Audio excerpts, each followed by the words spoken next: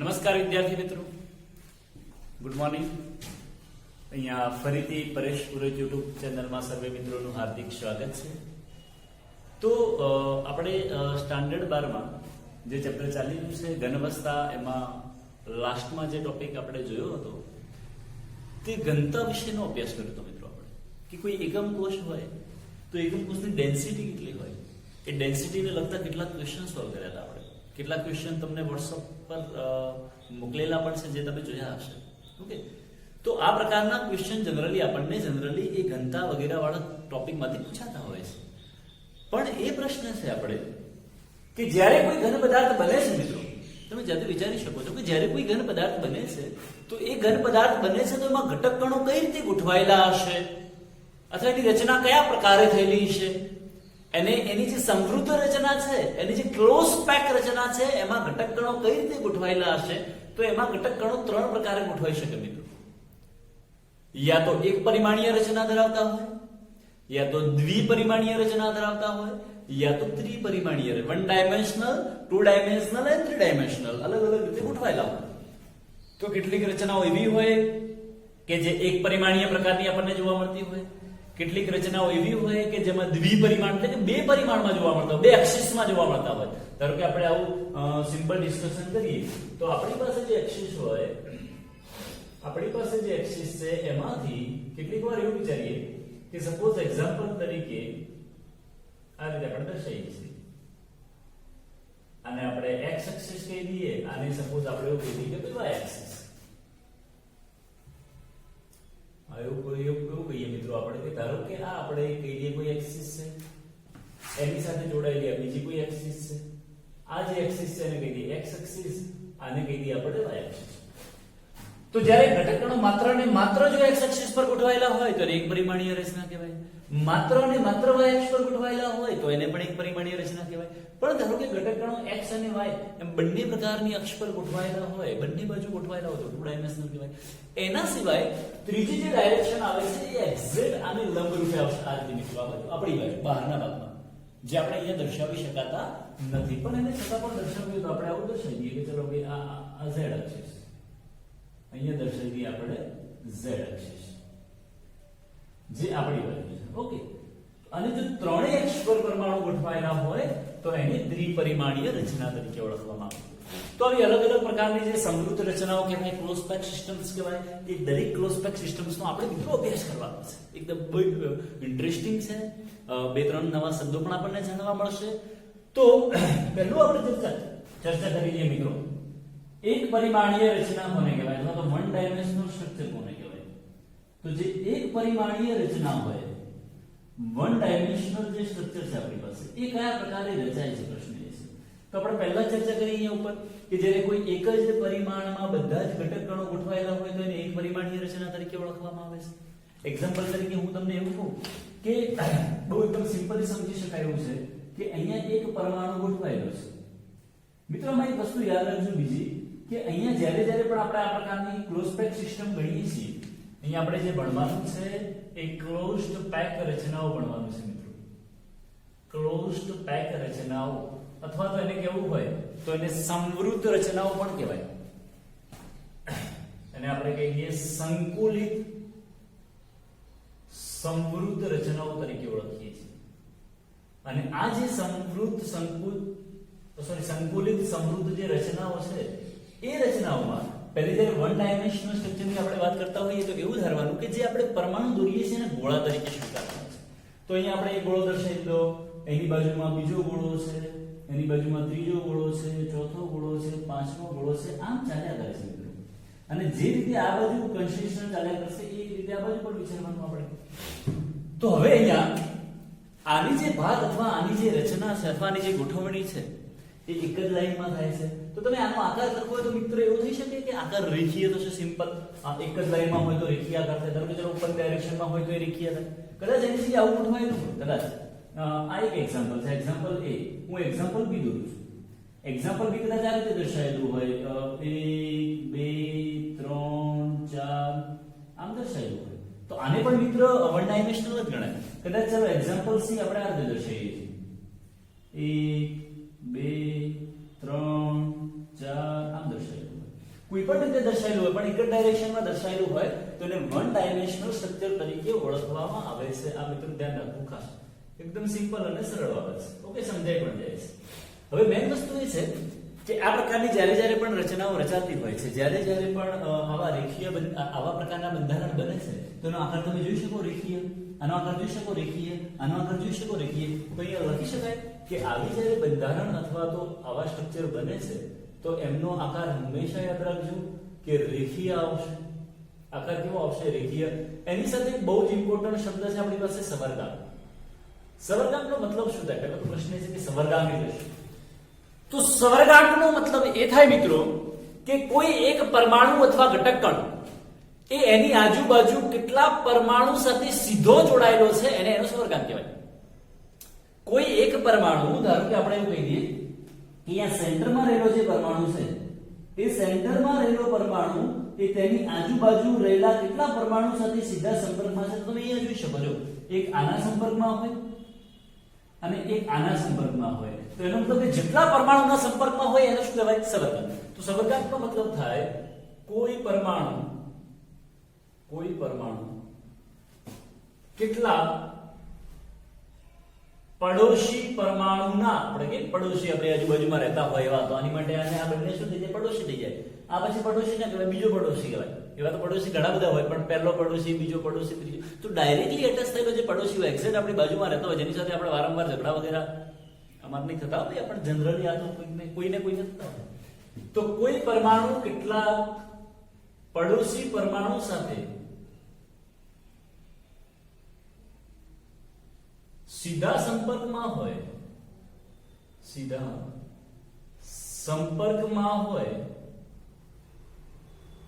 તેને સવર્ગાંક તરીકે ઓળખવામાં આવે છે. સવર્ગાંકનો મતલબ શું થાય મિત્રો? આપણે એવું લખ્યું કે કોઈ એક પરમાણુ એ પાડોશી પરમાણુના કેટલાના સંપર્કમાં છે એને શું કહેવાય? સવર્ગાંક. તો ક્વેશ્ચન એવો પણ થાય મિત્રો કે આનો સવર્ગાંક કેટલો થતો હશે? તો આપણે એવું કીધું કે લાઈન ચાલ્યા કરે છે, આપણે અહીંયા લાઈન પૂરી કરવાની, થોડો અઢળક છે, આપણી પાસે પરમાણુ છે. તો આનો પણ સવર્ગાંક એક આ બાજુ હશે, એક આ બાજુ. કોઈ પણ પરમાણુ વિચારી લો તમે, એનો સવર્ગાંક હંમેશા 2 થશે અને આકાર કેવો થાય? રેખીય થાય. ક્યારે? જ્યારે એક પરિમાણીય રચના બનતી હોય ત્યારની વાત છે, વન ડાયમેન્શનલ. ઓકે, એકદમ સિમ્પલ અને સરળ વાત છે, આમાં કઈ સહેલી લાગુ. હવે મેઇન વસ્તુ ચાલુ થાય છે, આપણે દ્વિપરિમાણીય રચના કોને કહેવાય? દ્વિપરિમાણીય રચના કોને કહેવાશે? અથવા તો એવું કહીએ કે 2 ડાયમેન્શનલ સ્ટ્રક્ચર એટલે શું, અથવા કઈ રીતે રચાય છે? તો 2 ડાયમેન્શનલ નો મતલબ મિત્રો એવો થાય, મતલબ કે 2 ડાયરેક્શનમાં ગોઠવાયેલું છે, 2 દિશામાં ગોઠવાયેલું છે, એવું કહી શકાય. તો આવું જ્યારે 2 ડાયમેન્શનલની આપણે વાત કરતા હોઈએ મિત્રો, તો 2 ડાયમેન્શનલમાં 2 એક્ઝામ્પલ આવશે. એમાં એક્ઝામ્પલ નંબર આપણે કહી દઈએ એક કયું છે, સાંભળજો કે એક દ્વિપરિમાણીય રચના એવી બનશે મિત્રો કે જેમાં ધારો કે આપણે એક ગોળાની હરોળ છે, એમાં એક ગોળો ગોઠવી દીધો, બીજો ગોળો બાજુમાં છે, ત્રીજો એની બાજુમાં છે, ચોથો એની બાજુમાં છે, પાંચમો એની બાજુમાં છે. ઓકે, આ એક હરોળ છે અથવા એક લાઈનની ગોઠવણી છે. એની નીચે તરત જ એના જેવી જ બીજી હરોળની ગોઠવણી કરી છે, જેમાં ગોળાઓ જેમ પહેલી હરોળમાં ગોઠવાયેલા છે એ જ રીતે બીજી હરોળમાં પણ ગોઠવાયેલા છે. આ ગોળાની નીચે, આની નીચે, આની નીચે, આની નીચે, આની નીચે, આ જુઓ.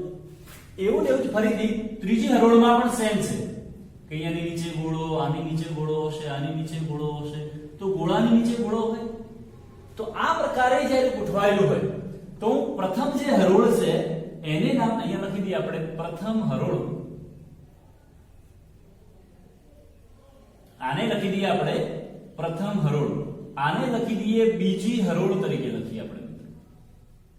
તો પ્રથમ હરોળને જો હું એ નામ આપું તો આપણે તમે જાતે વિચારી શકો, થોડું વિચારી શકો કે જો પ્રથમ હરોળ એ હોય તો બીજી હરોળને પણ એ તરીકે જ ઓળખવામાં આવે, ત્રીજી હરોળને પણ એ તરીકે જ ઓળખવામાં આવે. કારણ કે કેમ સાંભળજો ધ્યાનથી, જેવી પહેલી ગોઠવણી છે, પહેલી લાઈન જેવી છે એ જ પ્રકારની બીજી લાઈન છે, એ જ પ્રકારની ત્રીજી લાઈન છે. તો દરેક જે ગોઠવણીની ભાત છે અથવા જે દરેક હરોળ છે એ દરેક હરોળ સરખી છે એવું કહેવાય. અને જો સરખી હોય તો દરેકને એ પ્રકારની ભાત તરીકે ઓળખવામાં આવે. તો જ્યારે પણ આવી રચના બને છે તો તમે યાદ રાખજો મિત્રો કે આ રચનામાં એ પ્રકારની ભાત બને છે, પ્રકારની બાદનો મતલબ શું થાય? બાબ નહીં, બાદનો મતલબ થશે ગોઠવણી. બાદનો મતલબ થાય ગોઠવણી બને છે, એ પ્રકારની ગોઠવણી. એક બહુ ઇમ્પોર્ટન્ટ અથવા તો ઇન્ટરેસ્ટિંગ વસ્તુ આપણે સમજવા જેવી જોઈએ કે વચ્ચેવાળો જે સેન્ટર વાળો આપણો ગોળો છે, જે અહીંયા દર્શાવી દીધો આપણે, જેને આપણે લાઇનિંગ કરી દઈએ છીએ, માર્ક કરીએ છીએ. આ ગોળો તમે અહીંથી જોઈ શકો કેટલા ગોળાના સીધા સંપર્કમાં છે. ચલો અહીંયા ઉપર એક ગોળાના સંપર્કમાં છે, એના સેન્ટરમાં પોઈન્ટ કરી દીધું. આ બાજુ એક ગોળાના સંપર્કમાં કરી દીધું, સેન્ટરમાં પોઈન્ટ. અહીંયા ચલો સેન્ટર પોઈન્ટ કરી નાખ્યું, આને સેન્ટર પોઈન્ટ કરી નાખ્યું. તો ચાર ગોળાના સંપર્કમાં છે. ચાર ગોળાનો જો સંપર્કમાં હોય તો સવર્ગાંક તરત તમે જાતે વિચારી શકો કે આ પ્રકારની ગોઠવણીમાં સવર્ગાંક બરાબર 4 થશે. સવર્ગાંક બરાબર કેટલો થાય? 4. અહીંયા આપણે જોયું હતું કે આ ગોળો 2 ના સંપર્કમાં હતો એટલે સવર્ગાંક 2 લખ્યો હતો આપણે. સવર્ગાંક લખ્યો નથી મિત્રો, અહીંયા લખી દઈએ આપણે આના માટે કે આ પ્રકારની રચનામાં જો સવર્ગાંક લખવો હોય તો સવર્ગાંક થશે કેટલો? 2. જે આપણે ચર્ચા કરી લીધી છે કે ગોળો એ બીજા 2 ગોળાના સંપર્કમાં હોય તો સવર્ગાંક કેટલો થાય? 2 થાય. અહીંયા તમે વિચારી શકો કે આ ગોળો 4 ગોળાના સંપર્કમાં છે એટલે સવર્ગાંક કેટલો થાય? 4. બીજું કે જે ગોળાઓના સંપર્કમાં છે એના સેન્ટરને આપણે જોડી દઈએ મિત્રો.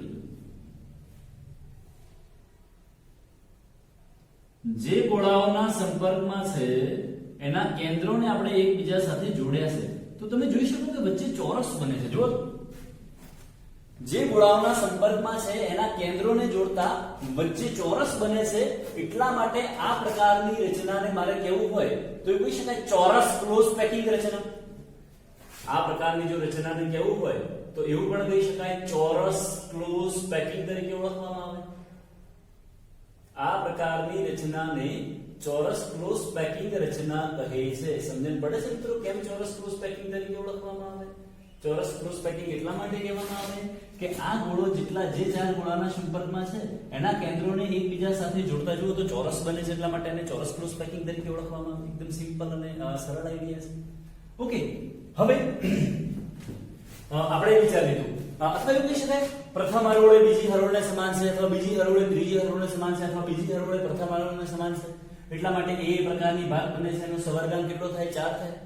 સવર્ગાંક કેટલો થશે? 4. સવર્ગાંક 4 નો મતલબ એવો થાય મિત્રો કે કોઈ એક ગોળો બીજા 4 ગોળાના સંપર્કમાં છે. એટલા માટે આ જે રચના બની એને ચોરસ ક્લોઝ પેકિંગ રચના તરીકે પણ ઓળખી શકાય છે. એકદમ સિમ્પલ અને સરળ છે. તમે આ પ્રકારની ભાગમાં એક બીજું પણ જોશો. તમે ઊભી જોશો તોય સરખી છે, આડી પણ સરખી છે, બંને 2 ડાયમેન્શનલ થઈ જાય. આમથી આમ જો આપણે એવું કીધું 2 ડાયમેન્શનલ, તો આમથી આમ જો રચના બની જાય છે. કોઈ પણ બાજુ જો 2 ડાયમેન્શનલ સ્ટ્રક્ચર બને છે. હવે કોઈક વાર એવું થાય કે ચોરસ ક્લોઝ પેકિંગ જે છે એની પેકિંગ ક્ષમતા કેટલી હોય મિત્રો?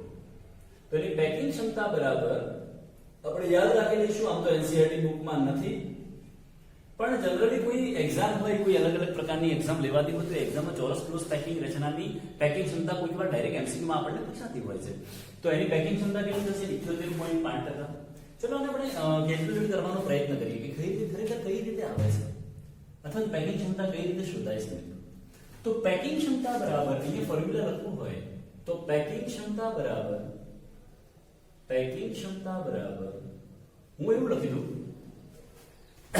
આપણે પેકિંગ ક્ષમતાનું ફોર્મ્યુલા યાદ કરીએ કે પેકિંગ ક્ષમતા બરાબર z ગુણ્યા 4/3 pi r³ upon a³ into 100.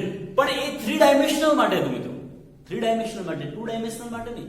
જ્યારે પણ 2 ડાયમેન્શનલ સ્ટ્રક્ચર આવે છે, દ્વિપરિમાણીય બંધારણ આવે છે, ત્યારે હંમેશા એનું કદ ન લેતા ક્ષેત્રફળ લઈશું. કદ ન લેતા શું લઈશું? ક્ષેત્રફળ. એટલે અહીંયા આપણે લખીશું z ગુણ્યા પરમાણુનું ક્ષેત્રફળ.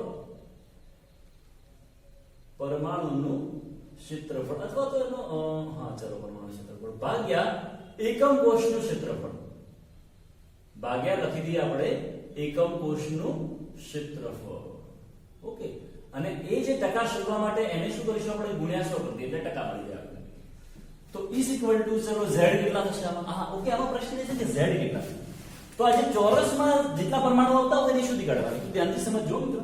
આ વચ્ચે વાળો એક આખો ગોળો આવશે, એક, પછી 1 2 3 અને 4. આ જે ભાગ છે આટલો આપણી પાસે, તો આ જે ભાગ હોય એમાંથી આટલો ભાગ આ, પછી આ 2, પછી આ 3 અને આ 4.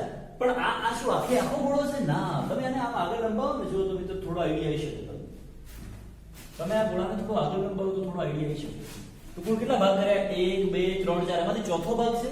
આ ચોથો ભાગ, આ ચોથો ભાગ, ચોથો, એટલે એક ગોળો એ થઈ જાય, એક ને એક બે ગોળા થાય. એટલે z બરાબર કેટલા થશે? 2. z બરાબર થાય 2. ક્ષેત્રફળ બરાબર આવશે પાઈ r સ્ક્વેર ડિવાઇડેડ બાય એકમ કોષનું ક્ષેત્રફળ. તો એકમ કોષ ચોરસ હોય તો ચોરસનું ક્ષેત્રફળ બરાબર આપણે જનરલી એવું લખીએ કે l સ્ક્વેર. એટલે આ જે લંબાઈ હોય એ ધારની લંબાઈ, એટલે આપણે ધારની લંબાઈ તરીકે જનરલી આપણે l શબ્દ ના વાપરતા આપણે અહીંયા ઘન અવસ્થામાં સ્મોલ શબ્દ વાપરીએ છીએ. એવું લખી દઈએ a સ્ક્વેર into 100 થશે is equal to 2 pi r square divided by, હવે ચલો a બરાબર કેટલા થાય? તો a બરાબર લખવા જાવ તો અહીંયા ત્રિજ્યા આવે, અહીંયા ત્રિજ્યા આવે, તો a બરાબર 2r થાય મિત્રો. તો લખી શકાય 2r નો whole square into 100 is equal to 2 pi r square divided by 4r square into 100 is equal to 2 r square cancel, તો પાઈ બાય 2 એટલે એવું કહી શકાય 3.14 ભાગ્યા 2 ગુણ્યા શું, અને 3.14 ભાગ્યા 2 કરો એટલે કેટલા આવી શકે મિત્રો? 3.14 ભાગ્યા 2 કરશો મિત્રો તમે, 2 દુ 4 આવશે, અહીંયા પાઈ આવે છે, 100 આવે છે, 4r સ્ક્વેર આવે છે, 2 દુ 4 થશે. ઓકે, તો અહીંયા આપણે જોઈ શકીએ કે મિત્રો, ઓકે મિત્રો, પણ આ પ્રકારનું જ્યારે કેલ્ક્યુલેશન કરવા જઈએ છે તો થોડું આપણે રોંગ જઈ રહ્યા છીએ, મેથડ રોંગ પકડાઈ ગઈ છે મિત્રો. આપણે થોડી અહીંયા ભૂલ થઈ ગઈ છે. ભૂલ શું થઈ ગઈ છે ધ્યાનથી સાંભળો. ભૂલ એ થઈ છે કે આપણે કીધું કે a નો સ્ક્વેર, તો અહીંયા જે ધારની લંબાઈ છે તમે વિચારી શકો કે આપણે પહેલા જ કીધું કે ચલો અહીંયા ગોળાને દર્શાવી દઈએ. આપણે ધારો કે એવું કહીએ કે આ ચલો વચ્ચે વાળો ગોળો છે, અહીંયા એની ઉપરની વાળો ગોળો છે 1, એની બાજુ વાળો ગોળો છે 2, આ બાજુ વાળો ગોળો છે 3, આ બાજુ વાળો ગોળો છે 4. તો અમે જ્યારે સ્ક્વેર બનાવીએ છીએ મિત્રો, ચલો આનો સ્ક્વેર બનાવી દઈએ આપણે, આનું ચોરસ બનાવીએ. ઓકે, હવે શું થશે કે આ પણ ધારની લંબાઈ છે, આ ધારની લંબાઈ છે, આ ધારની લંબાઈ છે, આ ધારની લંબાઈ છે, પણ આપણે શું કરવું પડે કે અહીંયા એકમ કોષમાં જેટલા પરમાણુ છે બધા પરમાણુને આવરી લેતી લાઈન દોરવી પડે. આપણે સમજાવ્યું પહેલા, આપણે જે અહીંયા ભૂલ કરી નાખી. તો અહીંયા જે છે આનું માપ a થાય, અહીંયા લખી દઈએ a b c. ઓકે, તો a થી b સુધીનું માપ સ્મોલ a થશે, b થી c સુધીનું માપ સ્મોલ a થાય, કારણ કે વચ્ચે થોડી ગેપ રહી જાય છે મિત્રો, એટલે એક્ઝેક્ટ 2r ના લખી શકાય હે આપણે. હવે આના પ્રમાણે આપણે લખવું હોય તો શું કરી શકાય? ચલો ac સ્ક્વેર બરાબર ab square plus bc square થાય. અહીંથી આપણે જો દર્શાવવું હોય તો ac સ્ક્વેર બરાબર એવું લખી શકાય મિત્રો કે ab સ્ક્વેર પ્લસ bc નો હોલ સ્ક્વેર, આવું લખી શકાય. હવે ab સ્ક્વેર બરાબર a સ્ક્વેર છે, bc સ્ક્વેર બરાબર a સ્ક્વેર છે, એટલે એવું લખી શકાય 2a સ્ક્વેર, અને ac નું માપ છે તો એવું લખી શકાય કે ac સ્ક્વેર. તો ધેરફોર ac બરાબર એવું લખી શકાય √2a લખી શકાય કે ના લખી શકાય? પ્રશ્ન છે. તો ac બરાબર શું લખી શકાય મિત્રો? √2a લખી શકાય. હવે બીજું બાજુમાં આપણે દર્શાવીએ, ચાલો ac બરાબર √2a દર્શાવીએ, પણ તમે a થી c સુધીમાં જો તો ત્રિજ્યાઓ કેટલી થાય? 4 થઈ જાય, 1 2 અને અહીંયા 2 ત્રિજ્યાઓ એટલે કુલ 4 ત્રિજ્યાઓ થાય. તો ધેરફોર એવું પણ લખી શકાય કે ac બરાબર 4r લખાય, ac બરાબર √2a. તો ધેરફોર આવું લખી શકાય મિત્રો કે therefore √2a is equal to 4r થશે. તો ધેરફોર a બરાબર 4r by √2. તો ધેરફોર a બરાબર એવું થઈ શકે મિત્રો 2√2r. આપણે ધારની લંબાઈ એ રીતે શોધવાની છે કે જેથી તેની દરેક ઘટક કણને આવરી લેતી હોય મિત્રો, હંમેશા યાદ રાખવાનું. એવી જ ધારની લંબાઈ લેવાની જે છે તેના બધા જ ઘટક કણને આવરી લેતી હોય એને અનુરૂપ આપણે ધારની લંબાઈ લેવી પડે. હવે આ જે કિંમત છે અહીંયા મૂકી દઈએ આપણે. તો ધેરફોર પેકિંગ ક્ષમતા બરાબર packing efficiency is equal to 2 into pi r square divided by a. એની જગ્યાએ કેટલું મૂકવાનું? 2√2r. તો એ મૂકી દઈએ આપણે મિત્રો 2√2r, એનો સ્ક્વેર થશે. તો બરાબર ચલો 2 into pi r square divided by 2√2 નો સ્ક્વેર એટલે 8r² મલ્ટીપ્લાઈડ બાય 100 અને 100 વડે મલ્ટીપ્લાય કરવાના મિત્રો 2 4 8 r² cancel pi by 4 into 100 તો હવે pi by 4 into 100 કરો છો પેકિંગ એફિશિયન્સી બરાબર તમે જો pi by 4 કરો છો મિત્રો તો pi by 4 એટલે કે 3.14 ભાગ્યા 4 કરશો તો 0.785 ગુણ્યા 100 બરાબર 78.5% જેટલી પેકિંગ ક્ષમતા હશે મિત્રો આ જનરલી આપણને આ રીતે શોધવાનું પૂછાતું નથી પણ આ સમજવા માટે છે પણ હા તમે યાદ રાખજો જરૂર એને યાદ જરૂર રાખજો કારણ કે આપણને એમસીક્યુ માં ક્યાંક ને ક્યાંક કામ આવે છે કે ભાઈ સ્ક્વેર ક્લોઝ પેકિંગ હોય એટલે કે ચોરસ ક્લોઝ પેકિંગ પ્રકારની જ્યારે રચના હોય તો એવી રચનામાં એની પેકિંગ ક્ષમતા જણાવો તો એની પેકિંગ ક્ષમતા કેટલી આવશે 78.5%. સરળગામ કેટલો આવે તો 4 આવશે. સરળગામ જોઈ શકો 4 આવે છે. એ પ્રકારની ગોઠવણી બને છે, ટુ ડાયમેન્શનલ સ્ટ્રક્ચર છે, ચોરસ ક્લોઝ પેકિંગ કહેવાય છે અને પેકિંગ ક્ષમતા કઈ રીતે શોધાય છે થોડું કેલ્ક્યુલેશન કર્યું છે આપણે. ક્લિયર છે મિત્રો? એકદમ સિમ્પલ ને સરળ છે. ફટાફટ નોટબુકમાં લખી દો.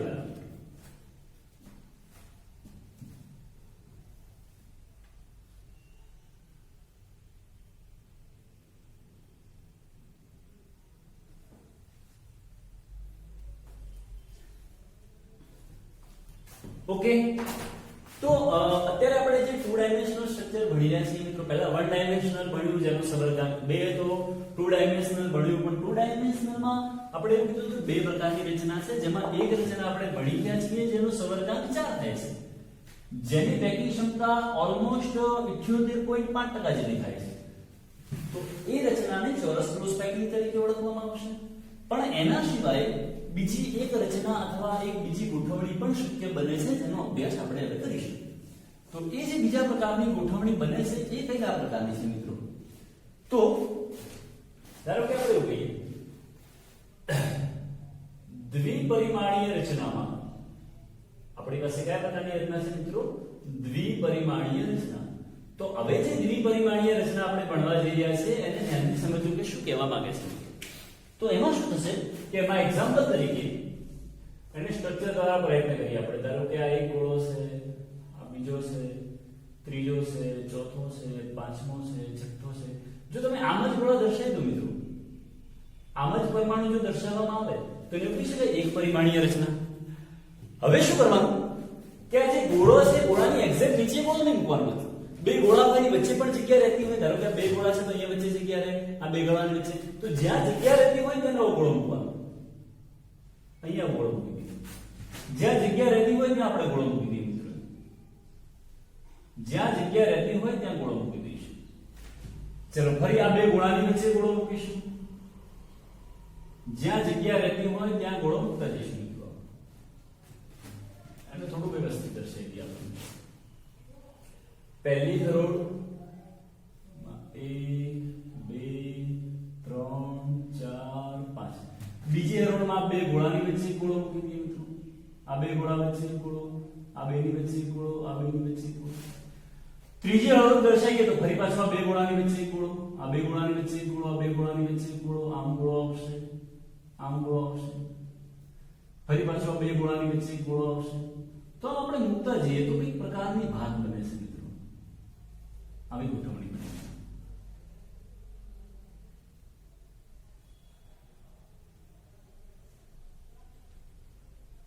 ઓકે, તો હવે તમે અહીંયા જોઈ શકો મિત્રો કે આમાં જે પહેલી લાઈન છે એ પહેલી લાઈન અને બીજી લાઈન એકબીજાને સમાન છે કે અલગ અલગ છે? પ્રશ્ન એ છે કે આમાં પ્રથમ હરોળ અને બીજી હરોળ એકબીજાને સમાન છે કે અલગ અલગ છે? ધ્યાનથી જોજો. ધારો કે આપણે એવું કહીએ કે આ આપણી ફર્સ્ટ હરોળ છે અથવા તો ફર્સ્ટ લેયર છે, આ આપણી સેકન્ડ હરોળ છે, આ આપણી થર્ડ હરોળ છે અને આ આપણી ફોર્થ એટલે કે ચોથી હરોળ છે. તો દરેક જે હરોળ દેખાય છે તમને સમાન છે? જો મિત્રો ધ્યાનથી, પહેલી અને બીજી હરોળ સમાન છે? તો ના, પહેલી હરોળના જે ગોળાઓ ગોઠવાય છે એની એક્ઝેક્ટ નીચે બીજી હરોળના નથી. જુઓ તમે, તો પહેલી હરોળનો ધારો કે હું A નામ તરીકે ઓળખું છું તો બીજી હરોળને કંઈક બીજું નામ આપી દઉં, ધારો કે B કહી દઉં. પણ પહેલી અને ત્રીજી જુઓ તો મિત્રો એક્ઝેક્ટ નીચે. તમે જુઓ પહેલી અને ત્રીજીમાં ગોળાઓ એક્ઝેક્ટ નીચે હશે. પહેલીના ગોળા નીચે ત્રીજો, પહેલી નીચે ત્રીજો, પહેલી નીચે ત્રીજો, પહેલી નીચે ત્રીજો એવું આવે છે. ત્રીજી જે હરોળ છે ફરી પાછું એ પ્રકારની છે. એ જ રીતે બીજી અને ચોથી હરોળના ગોળાઓ એકબીજાની ઉપર નીચે આવે છે. તો બીજી અને ચોથી સમાન છે તો બીજાને બી તરીકે ઓળખવામાં આવે, તો ચોથાને પણ બી તરીકે ઓળખવામાં આવે. તો જ્યારે પણ આ પ્રકારની રચના બનશે જેમાં પ્રથમ હરોળના ગોળાઓ અને બીજી હરોળના ગોળાઓ એકબીજાને સમાન રીતે ગોઠવાયેલા હોતા નથી. એક વાક્ય લખી દઈએ આપણે. પ્રથમ અને બીજી હરોળના ગોળાઓ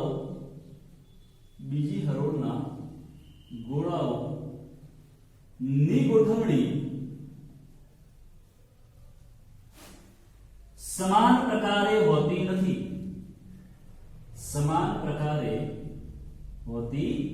નથી. તો આ પ્રકારની જે ગોઠવણી અથવા ભાત બને છે તેને એબી પ્રકારની ભાત તરીકે ઓળખવામાં આવે છે. પ્રકારની ભાત અથવા ગોઠવણી તરીકે ઓળખવામાં આવે છે. યાદ રાખજો ખાસ. બીજું વિચારીએ કે પછી સેન્ટર વાળો ગોળો છે મિત્રો. આ સેન્ટર વાળો ગોળો તમે ધ્યાનથી જોજો તો કેટલા ગોળાના સંપર્કમાં છે. ધ્યાનથી જોજો. અહીંયા આ ટચ થયેલો છે ગોળો. ધ્યાનથી જો કે વચ્ચે વાળો ગોળો છે એ કેટલા ગોળાના સંપર્કમાં છે. 6 ગોળા થાય ને. 1 2 3 4 5 અને 6 ગોળાના સંપર્કમાં હોય તો એનો સવર્ગાંક 6 કહી શકાય. એ 6 ગોળાના સંપર્કમાં હોવાથી આ પ્રકારની જે રચના છે એમાં કહી દઈએ સવર્ગાંક બરાબર 6 થશે. સવર્ગાંક એટલે પડોશી પરમાણુની સંખ્યા. તો સવર્ગાંક બરાબર 6 થાય. પડોશી પરમાણુ છે એના કેન્દ્રોને એકબીજા સાથે જોડી દઈએ મિત્રો આપણે. પડોશી પરમાણુના કેન્દ્રોને એકબીજા સાથે જોડતા ષટકોણ બને છે. એટલા માટે આ પ્રકારની રચનાને દ્વિપરિમાણીય ષટકોણીય અથવા તો એને એવું પણ કહી શકાય મિત્રો. ષટકોણીયની જગ્યાએ હેક્સાગોનલ ક્લોઝ પેકિંગ કહે છે. હેક્સાગોનલ ક્લોઝ પેકિંગ તરીકે ઓળખવામાં આવે છે. અને ષટકોણીય ક્લોઝ પેકિંગ પણ કહેવાય અથવા હેક્સાગોનલ કહેવાય. પણ 2 ડાયમેન્શનલ હેક્સાગોનલ ક્લોઝ પેકિંગ. પણ યાદ રાખજો મિત્રો અહીંયા 2 ડાયમેન્શનલ છે, 3 ડાયમેન્શનલ નથી.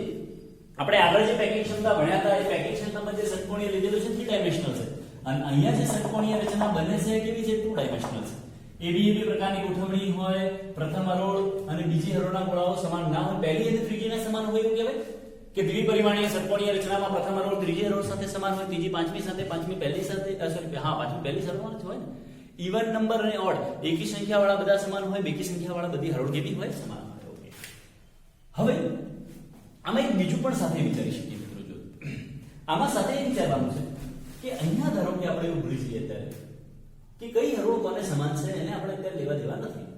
હવે તમે વિચારો કે આ જે 3 ગોળાઓ છે 1 2 અને 3 એ ત્રણેય ગોળાઓની વચ્ચે એક છિદ્ર બને છે. જો તો ત્રિકોણીય છિદ્ર કહેવાય. આ જે 3 ગોળાઓ છે ને મિત્રો 1 2 અને 3 એની વચ્ચે એક છિદ્ર બને છે. આ જે છિદ્ર બને છે એને ત્રિકોણીય છિદ્ર તરીકે ઓળખવામાં આવે. એ જ રીતે ઉપર પણ વિચારીએ આ 1 2 અને 3 એની વચ્ચે જે છિદ્ર બને છે એને ત્રિકોણીય છિદ્ર તરીકે ઓળખવામાં આવે. તો જ્યારે એ ટ્રાયેંગલ બનાવીએ છીએ આપણે, આનું એક ટ્રાયેંગલ બનાવીએ, આનું એક ટ્રાયેંગલ બનાવવામાં આવે તો બંને દ્વારા બનતા ટ્રાયેંગલમાં ત્રિકોણીય છિદ્ર તો બને જ છે. તો એવું લખી શકાય સેન્ટેન્સ લખવું હોય તો કે 2 ડાયમેન્શનલ ષટકોણીય રચનામાં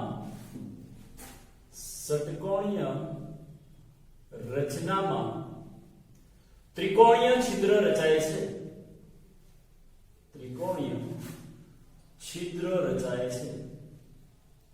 હવે આ જે ત્રિકોણીય છિદ્ર રચાય છે પાછા 2 પ્રકારના છે. જો એક એવું છે કે જેમાં પોઈન્ટ આઉટ ઉપરની બાજુ છે, આ શિરોબિંદુ ઉપરની બાજુ છે. એક એવું છે કે શિરોબિંદુ નીચેની બાજુ છે. તો જે ત્રિકોણ રચાય છે ત્રિકોણ 2 પ્રકારના છે. ડાઉનવર્ડ એટલે કે નીચેની બાજુ શિરોબિંદુ હોય એવા, અને અપવર્ડ એટલે કે ઉપરની બાજુ શિરોબિંદુ હોય એવા પ્રકારના 2 રચાય છે. પણ એમાં રચાય શું છે? તો ત્રિકોણીય છિદ્ર રચાય છે. આ એક યાદ રાખજો. હવે આપણને ધારો કે એવું કહેવામાં આવે કે આની પેકિંગ ક્ષમતા કેટલી થાય મિત્રો. તો સામાન્ય રીતે કે પેકિંગ ક્ષમતા આપણે શોધી લઈએ એટલે થોડો આઈડિયા આવી જાય. પણ 90 ની આજુબાજુ થાય છે. પેકિંગ ક્ષમતા બરાબર 90.75 સમથિંગ % થાય છે. ફાઇન્ડ આઉટ કરી લઈએ. જો પ્લસ માઇનસ હશે તો જોઈ લઈએ. પણ ઓલમોસ્ટ 90.7 ની આજુબાજુ કંઈક આવે છે. તો એ જે સ્ટ્રક્ચર છે ને એ ડ્રો કરવાનો પ્રયત્ન કરીએ આપણે. તો એને ડ્રો ઓકે, તો મિત્રો આપણે લખ્યું છે કે પેકિંગ ક્ષમતા બરાબર 90.75% થાય, તો એને શોધવાનો પ્રયત્ન કરીએ કે કઈ રીતે 90.75% આવી શકે છે. તો 90.75% શોધવા માટે જનરલી આ પ્રકારના ક્વેશ્ચન આપણને પૂછાતા નથી, કઈ રીતે આવે છે. પણ સમજવા માટે ધારો કે આપણે આ રચનામાં એક ગોળો બીજા 6 ગોળાના સંપર્કમાં છે, તો એ 6 ગોળાના જે સંપર્કમાં છે એ દર્શાવીએ આપણે કે અહીંયા એક ગોળો છે આપણી પાસે, એની ઉપર એક ગોળો, બીજો 2 3 4, અહીંયા પાંચમો ગોળો આવશે મિત્રો, અહીંયા 6, આમ 6 ગોળા છે આપણી પાસે. આ 6 ગોળા છે એ એકબીજાને આ રીતે ગોઠવાયેલા હોય છે. હવે આપણે પેકિંગ એફિશિયન્સી અથવા પેકિંગ ક્ષમતાનું સૂત્ર લખવું હોય મિત્રો તો કે આ પ્રકારે છે કે પેકિંગ એફિશિયન્સી બરાબર z ગુણ્યા પાઈ r સ્ક્વેર ડિવાઇડેડ બાય એવું લખી દઈએ કે એકમ કોષનું ક્ષેત્રફળ, એવું લખી દઈએ એકમ કોષનું ક્ષેત્રફળ, અને એ જે મળે છે એને મલ્ટીપ્લાઈડ બાય 100 કરી દઈએ આપણે, 100 વડે ગુણી દઈએ મિત્રો. ઓકે, તો હવે આપણે આમાંથી શું શોધવાનું રહેશે? એક તો z શોધવાનો રહેશે અને ક્યુબિક એકમ કોષનું ક્ષેત્રફળ શોધવાનું રહેશે. ચલો પહેલા z શોધી લઈએ, પછી ક્યુબિક એકમ કોષનું ક્ષેત્રફળ શોધીએ. તો જો આમાંથી z શોધવો હોય તો તમે જોઈ શકો મિત્રો કે આના જે સેન્ટર છે ને આપણે એકબીજા સાથે ટચ કરી નાખીએ. આના જે સેન્ટર છે એને એકબીજા સાથે ટચ કરીએ છીએ. આના જે સેન્ટર છે એને એકબીજા સાથે ટચ કરી નાખીએ. હવે તમે જોઈ શકો છો કે ચલો સેન્ટરને તો ટચ કર્યા છે, તો વચ્ચે વાળો એક ગોળો આખો આવશે. તો આપણે એને z શોધવો હોય તો z બરાબર 1 પ્લસ આ 1 એટલે કયો? વચ્ચે વાળો ગોળો, જેને એક નંબર આપી દીધો. ઓકે, હવે આ લાઈન છે ને આપણે આગળ થોડી લંબાઈ દઈએ, આને પણ થોડી આગળ લંબાઈ દઈએ, આને પણ થોડી આગળ લંબાઈ દઈએ, આને થોડી આગળ લંબાઈ દઈએ, આને થોડી આગળ લંબાઈ દઈએ. તો હવે તમે જોઈ શકો છો કે દરેક ગોળો જે છે દરેક ગોળાના 3 ભાગ થાય છે. જો 1 2 3 1 2 3 1 2 3 દરેક ગોળાના 3 ભાગ થાય. તો એનો મતલબ કે અંદરનો ભાગ જે અંદર છે એ કેટલો ભાગ છે? તો ત્રીજો ભાગ છે 1/3. તો એવું લખી શકાય. એવા કેટલા ગોળા છે? 1 2 3 4 5 6. તો 6 * 1/3 બરાબર 2 + 1 બરાબર 3. એટલે z બરાબર આપણે અહીંયા લખી શકાય કે z = થશે કેટલા? 3. z મળી ગયો આપણને. z બરાબર કેટલા મળે છે? 3 મળે છે. જો એકમ કોષનું ક્ષેત્રફળ મળી જાય તો આપણો આન્સર ઈઝીલી આપણને અહીંથી મળી જાય, પેકિંગ ક્ષમતા શોધી શકાય. તો એ શોધવા માટે મિત્રો ધ્યાનથી સમજો. આને તમે આમ ટચ કરી નાખો તો આખું જે ક્ષેત્રફળ છે અંદરનું એ શોધવા માટે એને આમાં 6 સમબાજુ ત્રિકોણમાં ડિવાઈડ કરી શકાય. એક આ સમબાજુ ત્રિકોણ છે, આ બીજું છે, આ ત્રીજું છે, આ ચોથું છે, આ પાંચમું છે અને આ છઠ્ઠું છે. જો તો 6 સમબાજુ ત્રિકોણ દેખાય છે. અને જ્યારે સમબાજુ ત્રિકોણનું ક્ષેત્રફળ શોધવું હોય મિત્રો કે ભાઈ સમબાજુ ત્રિકોણનું ક્ષેત્રફળ બરાબર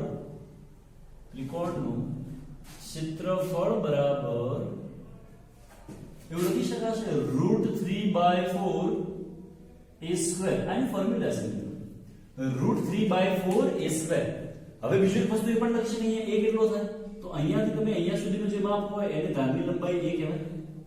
આ ધારની લંબાઈ જે a છે એમાં 2 ત્રિજ્યાઓ આવે છે, તો a બરાબર 2r લખી શકાય. આપણે એક ધ્યાનમાં રાખવાનું કે a બરાબર 2r થશે. હવે અમારે એકમ કોષનું ક્ષેત્રફળ લખવા તો એક સમબાજુ ત્રિકોણનું મળ્યું.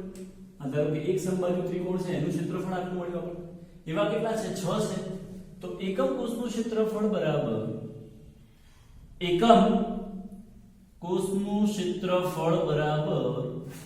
એવું લખી શકાય 6 * √3/4 a² થશે. અથવા એની જગ્યાએ આપણે લખી દઈએ, એની જગ્યાએ શું લખી દઈએ? 2r. તો 2r નો હોલ સ્ક્વેર આવું થઈ જાય. ઓકે, ચલો હવે આને ફોર્મ્યુલામાં આપણે કિંમત મૂકી દઈએ કે પેકિંગ એફિશિયન્સી = z બરાબર કેટલા છે? તો 3 છે. તો 3 * πr² ડિવાઇડેડ બાય એકમ કોષનું ક્ષેત્રફળ એટલે 6 * √3/4 * 4r² multiplied by 100. r² cancel, અહીંયા 4 કેન્સલ, 3 × 2 = 6 થાય છે બરાબર. અને જે કેલ્ક્યુલેશન કરો તમે π/2√3 * 100 તારું કેલ્ક્યુલેશન મળે છે મિત્રો 90.75%. એનો મતલબ કે જ્યારે દ્વિપરિમાણીય ચોરસ ક્લોઝ પેકિંગ દ્વિપરિમાણીય ષટકોણીય ક્લોઝ પેકિંગ પ્રકારની રચના હોય તો એની પેકિંગ ક્ષમતા શોધવી હોય તો પેકિંગ ક્ષમતા બરાબર 90.75% થશે. બહુ જ ઇન્ટરેસ્ટિંગ વિષય છે મિત્રો. દ્વિપરિમાણીય રચના જ્યારે પણ ભણતા હો તો એની ચોરસ ક્લોઝ પેકિંગ હોય કે પછી ષટકોણીય ક્લોઝ પેકિંગ હોય, સબર્ગન ખબર હોવી જોઈએ, કયા પ્રકારની ગોઠવણી થાય છે એ સમજણ હોવી જોઈએ. બિલકુલ ધ્યાનથી ભણજો, કારણ કે જો તમને દ્વિપરિમાણીય રચના આવડતું હશે તો જ તમે ત્રિપરિમાણીયનો સરળતાથી અભ્યાસ કરી શકશો મિત્રો. એટલે આનો સ્ટડી બહુ જ ધ્યાનથી કરવો જરૂરી છે. Okay, thank you.